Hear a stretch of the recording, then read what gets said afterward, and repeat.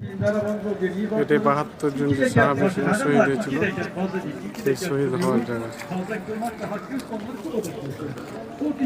এখানে আমির হামজা এবং বিভিন্ন নবী সাল্লাল্লাহু আলাইহি সাল্লামের সঙ্গে সাহাবী যুদ্ধ করেছিল, উহুদের যুদ্ধ। এটা হচ্ছে উহুদ পাহাড়, এই কারণে উহুদের নামকরণ হয়েছে। তো এখানে ৭২ জন সাহাবী শহীদ হয়েছে, তাদের এখানে কবরস্থান দেওয়া হয়েছে।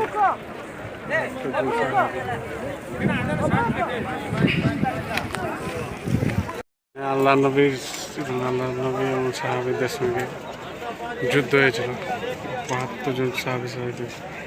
তো এইটা হচ্ছে আমির হামজার কবর, আমির হামজার সাহাবী, তাই এখানে দাফন করা হয়েছিল।